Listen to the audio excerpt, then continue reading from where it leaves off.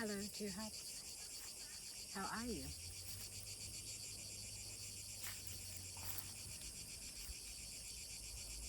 In this age we're in this destructive age, there's still so much potential and a capacity for humanity to be restored to their hearts, to not be absent from the central channel, the core. Even though we're constantly distracted and struggling to find a means of connection to what is a powerful tool and also the best of us. When we are silent and still or observant of the fleetingness and the temporary component to all things, it's much easier to get in touch with that best part.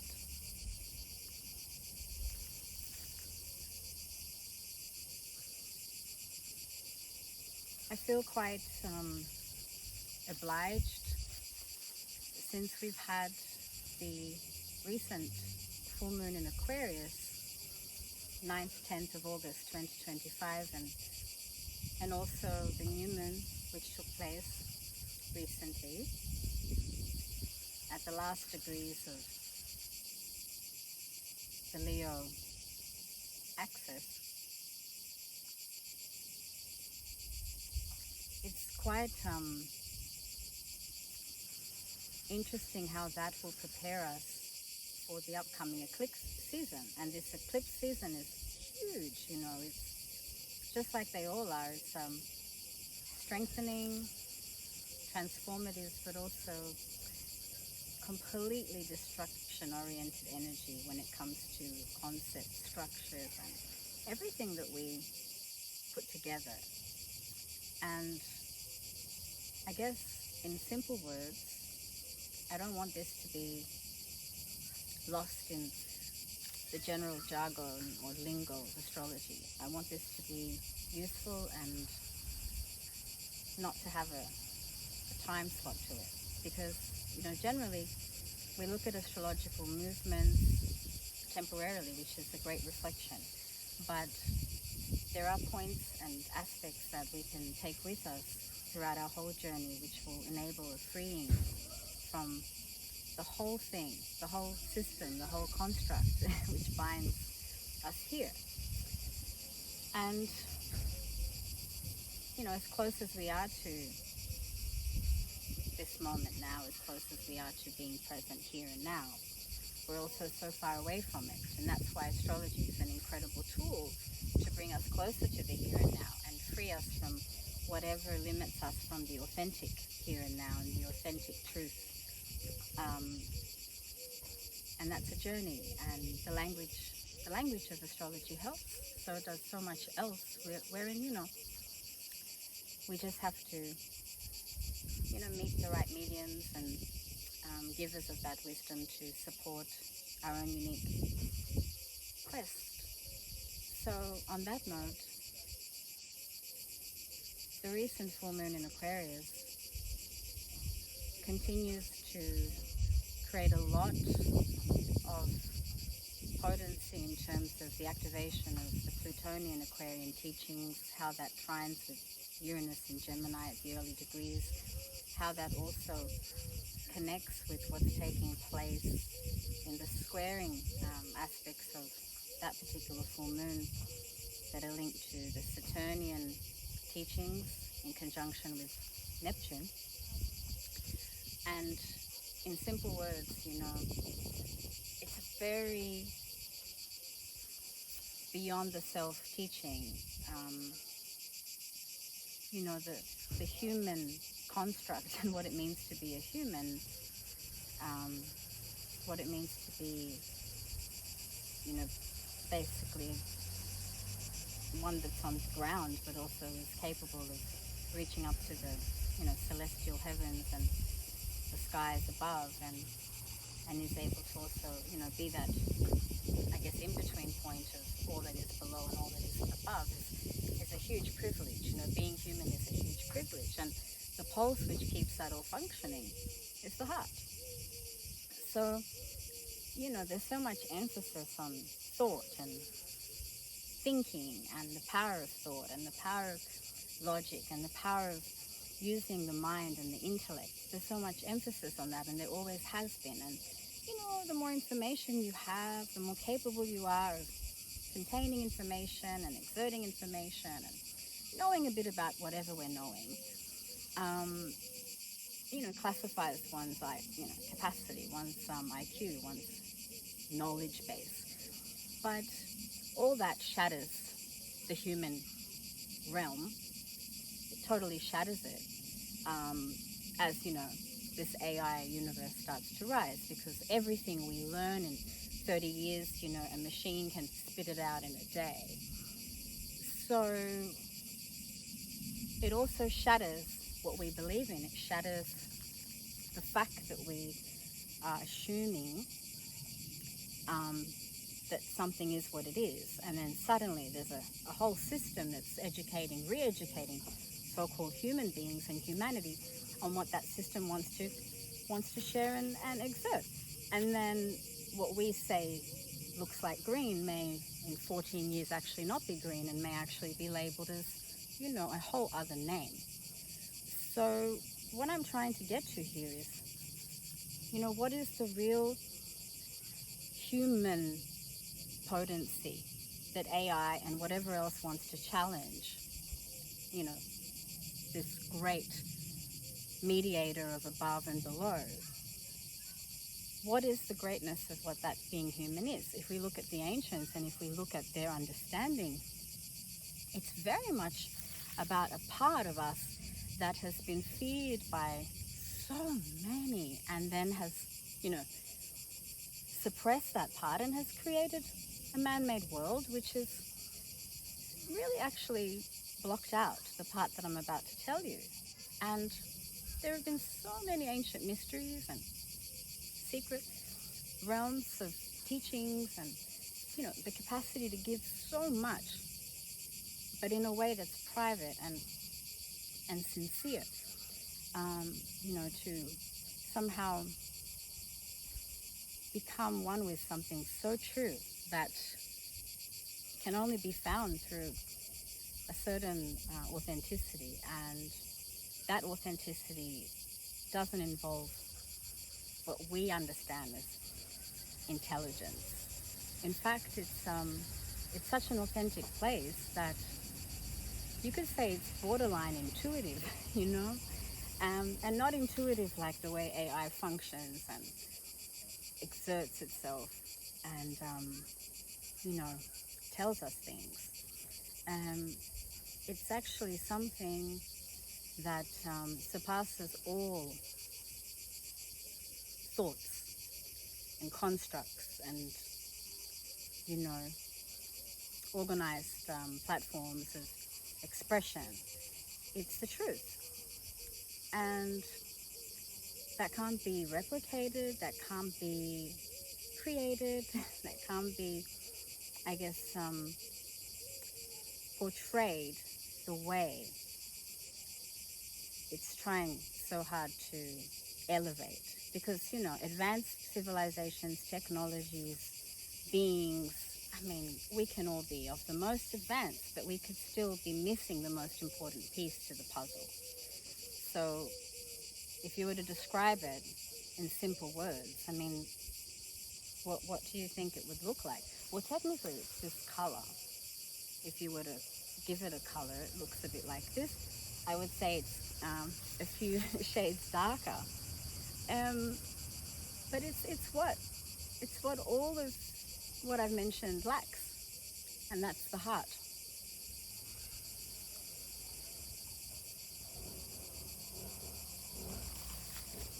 And the heart is, it's an incredible treasure of being human. And the Aquarian full moon provides glimpses, and has throughout this whole month of August 2025. It's provided glimpses on the downfalls of artificial intelligence. It's also provided glimpses on the downfalls of not wanting this altruistic, more grander understanding using the capacity of, our place in the universe, as I said, the in-between, of what is below and what is above, and what being that balancing act for these incredible and inexpressible realms that we are, belonging to. What does that is our heart, and it's very crucial right now. It's a crucial time to understand how to cultivate that part of us, and the great word is, the purity. You can look at people that have sold their best parts for, temporary solutions, that have sold their best parts for worldly needs, for materialistic gain, for, temporary success. I mean, we've seen it all before. We've seen it in the fairy tales. We've seen it in front of our eyes in today's society. We've seen it over and over again, how the most pure can become the most bitter, how the most dear can become the most wicked. And all of this is stemming from the heart. It's a choice. It's our own choice. Being incarnated means we are birthed, therefore we are capable of knowing, right? We are capable of being aware, conscious, which is the grand gift of being human. And we're also, allowed to, should actually encourage this concept and this truth of knowing thyself, of knowing the I, and therefore understanding essence, origination, and then finding authenticity. So, through all of this, there is a choice. And if the heart, the light of the heart, the grace of the heart, the radiance of the heart, which is the centerpiece, that isn't the brain power, it's the heart. That's the centerpiece.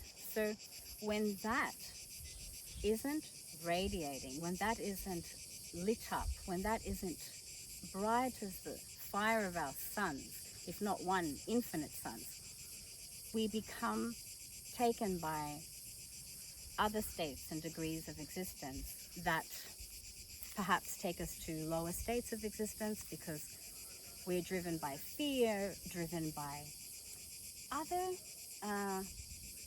weak points, that is part of the human condition. But the glory is that we always have choice. We mustn't think that we don't. That's where the awareness and the consciousness comes in. Being conscious, being aware creates the choice. Why is meditation so important? Why is being aware so important? Because then we can actually be more capable of knowing oneself, knowing thyself, as the great oracle of Delphi said to Socrates long, long ago. Knowing thyself. Once you're capable of doing that, you're no longer subject to going wherever, whatever wants to take you to, and therefore, after falling into a rut and saying, why did I do that, or who was I that time, or, blink of an eye, you've lost the best part. And this is, it's important, meditation is really important. It's never been about feeling good. It's been about the capacity to know oneself. And if you do that perfectly, you can't harm yourself or anyone. Then you start to be a beacon of light, and you end up becoming, a greater state of being. And eventually, there's a guaranteed awakening. I mean, there's just so much evidence about that. And the best of our ancient civilizations and advanced civilizations, the best of them went towards that awakening. That was the final freedom. That was the greatness, So, the Aquarian full moon and this new moon last degree of Leo it's ruled by Uranus, kicked by Pluto, also in Aquarius, and spelling out key teachings for the next 20 years. So that's why this is a timeless expression. It's not bound to just the next months ahead. However, they are paving themes to, the upcoming eclipse portal, and we're already in it. Right now you're listening to this, we're already subject to the energy of the upcoming eclipses in Virgo and Pisces, Pisces and Virgo, the total lunar eclipse, prepare yourself, in Pisces, and the solar eclipse in Virgo. So right around the equinox, so close enough to the shift, the last degree of Virgo, solar energy starting to enter into Libra. So understanding where that axis lives in your own star map is important, and if you have potent placements in your star map on the Pisces and Virgo Pisces axis, that will take you up to the next year, a year and a half in terms of the influence, in terms of the teaching. So all of August 2025, we've had the Mercury retrograde, and don't take that lightly, because the shadow phase now is only starting to lift. So at the end of August is when we're going to feel more capable of decision making and starting our commitments again, and not being somehow in between worlds, because this particular Mercury in retrograde, along with all the other planets that have been in retrograde, has given us a sense of being in between worlds, and that can be so dreamy, because mercurial energy is communicative, and it wants you to listen. It wants you to hear all the knowledge and wisdom that's coming through from the unraveling of the psyche and the intellect and the way the mind is generally functioning. And then what it wants you to do is regather. It's almost like Penelope in Odyssea, in the great ancient story of the Odyssey, which is a true story, everybody. It's like how, every night she would, whatever she'd spin on the wheel, whatever she'd create with her thread, every night she would undo it, because she never wanted to marry anyone else. She was waiting for Odysseus to come back, from the big war. And he did return to her. Of course he did. And yeah, she was able to not let any suitor come and take her away.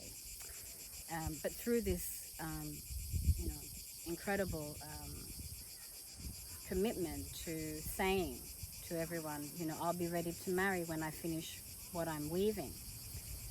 And she would undo it every night.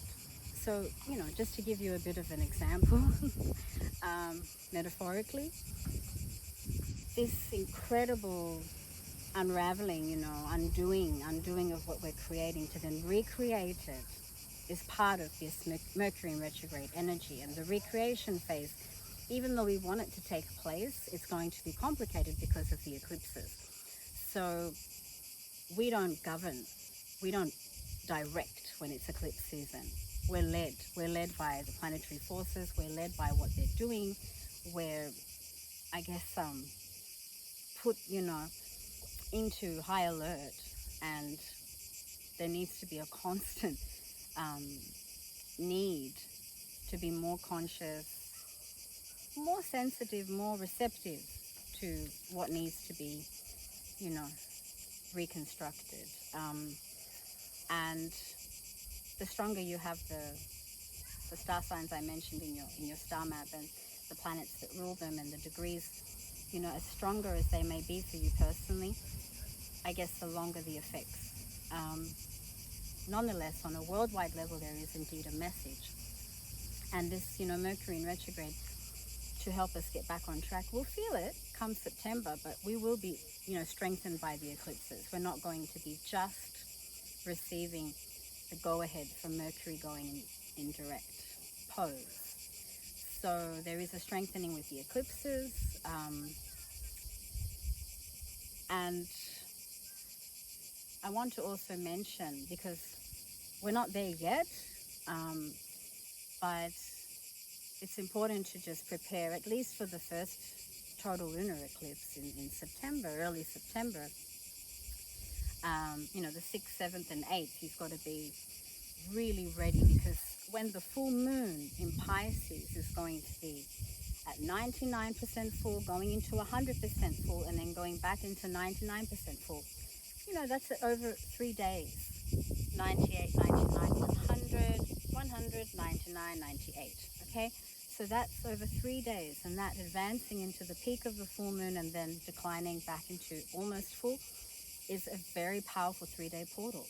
Every full moon has that 3-day portal, but this particular full moon is a total lunar eclipse in Pisces. And Pisces, is a perfect example of the great mother goddess in the form of Persephone and her mother Demeter, and her frequent return to the underworld to be, of great service to her husband, Hades. And many think that she was made to be with him, but I strongly believe that they have a true love story, and it's part of her positioning in the universe to be that person, to be that role, to play that part. And as hardening and as painful as it has been and is for Demeter to not have her very fertile and abundant and divine and stunning goddess by her side, her daughter by her side, it does make part for the teaching of change, and also the teaching of descending and going into the abyss, going into the undercurrent, the in-between, the realms that we cannot see, the down below, which also represents the depth of the psyche. And Piscean energy has that subconscious, subterranean scope, but it doesn't sit as deep as where, for example, the scorpionic Plutonian energy would. But because we're coming out of a very Plutonian full moon in Aquarius, activated by Hades himself, and then preparing for this deep and emotive total lunar eclipse in Pisces, you can understand the symbolic reference. Neptune rules Pisces. Neptune being in Aries, playing that role coming out of Pisces. When we talk about the degree, there's going to be an interesting dance there too. So we might think, oh, we're all right. There's nothing to disturb us. We feel fine, We might be actually tricked by the Neptunian aura of just dreamy, almost pacifying component of what water can feel like. But I promise you, there will be a torrential thunder and rain that will pour so heavily that I'm not quite sure just how much we can use the word emotion in the reference to how much will be exposed, how much emotion will flow out of us all. Because this type of total lunar eclipse isn't passive. It's a indication of water at a capacity that we generally cannot process. Could be a flood of emotion. It could be downpour. It could be even experienced as a melting of ice that floods terrains that we couldn't dream would ever be seen by water. So in symbolic expression and literal expression, we have to understand this will be surprising because it's a subconscious release. Pisces dances with you, and then suddenly you are pouring your eyes out, You have to be ready for that. And you have to be ready for who else will do that in your life. And you also have to be ready for creating the space to let that expression of water be what it needs to, because it carries significant amount of needed data, knowledge, information about what we don't understand yet. And respecting the element water, preparing for this, full moon and total lunar eclipse in Pisces, remembering again the dates I've mentioned, 6th, 7th, 8th, and if you want to be even more active, 5th, 6th, 7th, 8th, 9th of September, peaking around the 7th worldwide. Mind you, not being visible everywhere on this earth in a total concept, but it's going to be quite visible, at least partially visible, almost everywhere on our earth. So this total lunar eclipse in Pisces will be affecting everyone.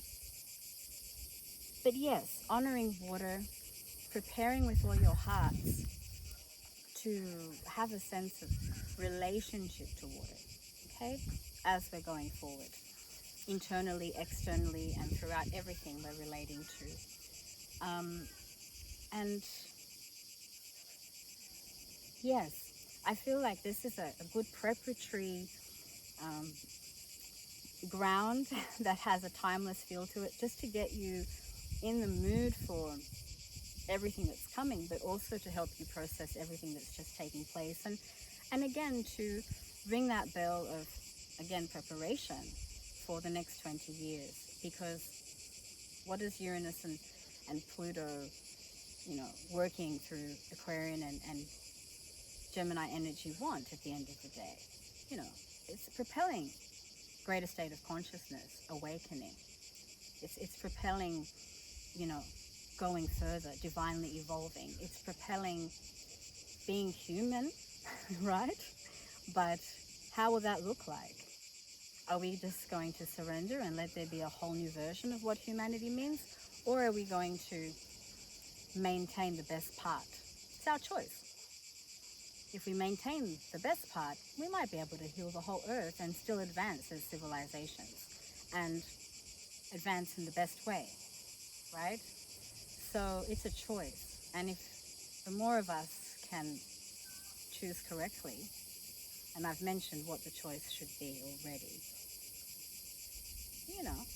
then we're never going to fail as humans, as being in the middle ground here and having the highest position in the food chain on this platform we're on, and also being capable of making sure that we do the best for every other, which is lesser, which is part of the responsibility. So we're getting prepared. There's a lot to process. Rest a lot. You're allowed to rest because it isn't easy. The incoming flood of so much movement and moving everything, let it flow through, let it cleanse you. And I guess that's the best we can do for now, with a lot of prayer, a lot of virtuous actions, and respect, it's needed for that which is divine and authentic and serving us truly. It's very important we have a lot of respect and pay homage to whatever and whoever does that. Even the hand that feeds us, the water we drink, the food we eat, what we consume, the way nature just continues to do her thing. We must be thankful for that. So have a wonderful, wonderful preparation this end of August for the eclipse season. And may all be auspicious. Bye.